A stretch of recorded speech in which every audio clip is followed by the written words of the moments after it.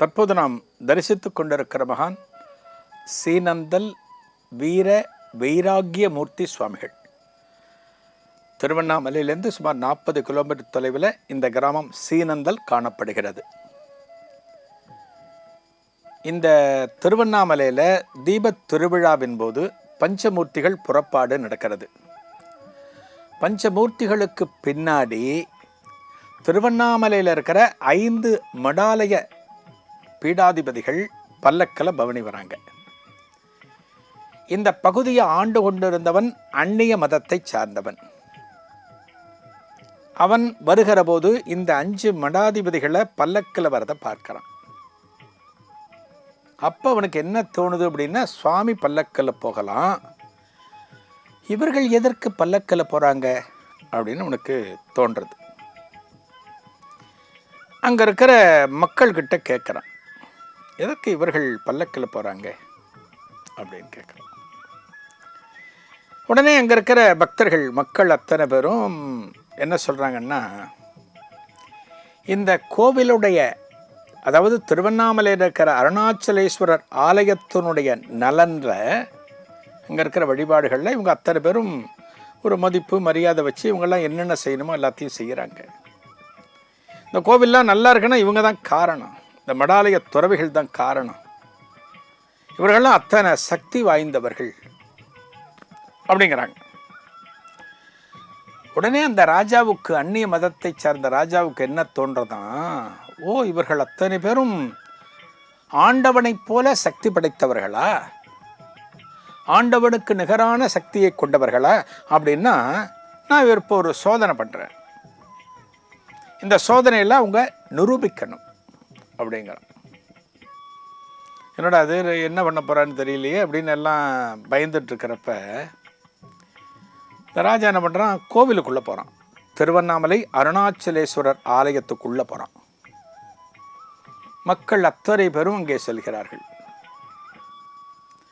அங்கே இருக்கிற ஒரு காராம்பசு, காராம்பசுனா சுவாமியுடைய பூஜைக்கு அபிஷேகத்திற்கு தேவையான பால் கொடுக்கக்கூடிய பசு, ஒரு தெய்வீக பசு.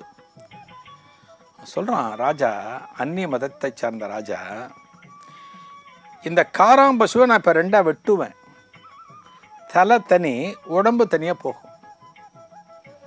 நீங்கள் சொன்னீங்களே 5 மடாலய துறவிகள், இவர்கள் சக்தி வாய்ந்தவர்கள், இறைவனின் நலனுக்காக பாடுபடுகிறவர்கள், இறைவனோடு ஒன்றாகி காணப்படுகிறவர்கள் அப்படிலாம் சொன்னீங்க இல்லையா, அவர்களுக்கு சக்தி இருந்தால் இந்த காராம்பசுவுடைய தலையும் உடம்பையும் மீண்டும் இணைக்கட்டும், நான் ஒத்துக்கிறேன் அப்படிங்க சொல்லிட்டு என்ன பண்ணுறான், காராம்பசு தலையை வெட்டுறான். ஒரே போடு, இந்த தலை இந்த பக்கம் விழுது, உடம்பு இந்த பக்கம், குருதி கொப்பளிக்கிறது. அங்கே இருக்கிற 5 மடாலய துறவிகளும் பதறி போய் அருணாச்சலேஸ்வரர் சந்நிதிக்கு முன்னாடி போய் நிற்கிறாங்க.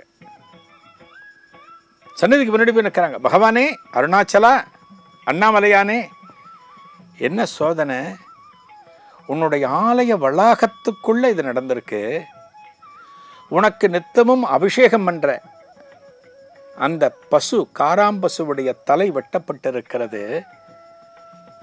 இதை நீ சரி பண்ண வேண்டாமா, அந்த காராம்பசு மீண்டும் உயிர் பெற வேண்டாமா அப்படின்னு பிரார்த்திக்கிறாங்க.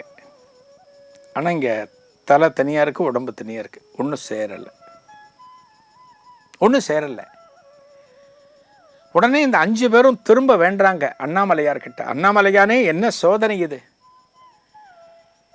இந்த திருத்தலத்தில் ஒரு அற்புதம் நிகழாதா, இறந்த காராம்பசு மீண்டும் உயிர் பெறாதா, அனைத்தையும் நீ பார்த்து கொண்டிருக்கிறாயே அப்படின்னு பிரார்த்தனை பண்ணுறப்ப அண்ணாமலையார் அசரீரி வாக்கு கொடுக்கிறார்.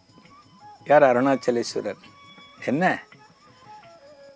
இங்கிருந்து வடக்கு திசையில் 40 கிலோமீட்டர் தொலைவில் சீனந்தல்னு ஒரு கிராமம் இருக்குது. அந்த கிராமத்தில் ஆதி சிவலிங்காச்சாரியா குருபீடம்னு ஒரு குருபீடம் இருக்குது.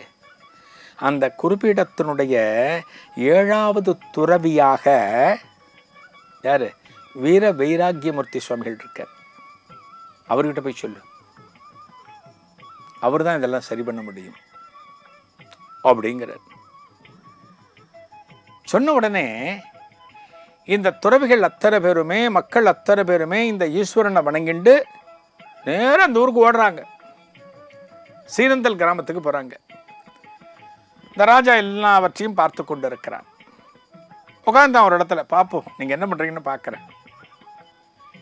இந்த பசு உயிர் பெறுகிறதா, இது சக்தியுள்ள ஆலயமா, ஒருவேளை பசு உயிர் பெறலைன்னு இந்த ஆலயத்தை கொள்ளையடிச்சிடுவேன், இந்த ஆலயத்தை நான் நாசம் பண்ணிடுவேன். ராஜா சொல்கிறான். இந்த 5 துறவிகளும் இறைவன் சொன்ன திசைக்கு செல்கிறார்கள். அந்த சீனந்தல் கிராமத்தை நோக்கி செல்கிறார்கள். இதன் தொடர்ச்சி என்ன? நாளைய குருவே சரணத்தில் காணலாம். நன்றி, வணக்கம்.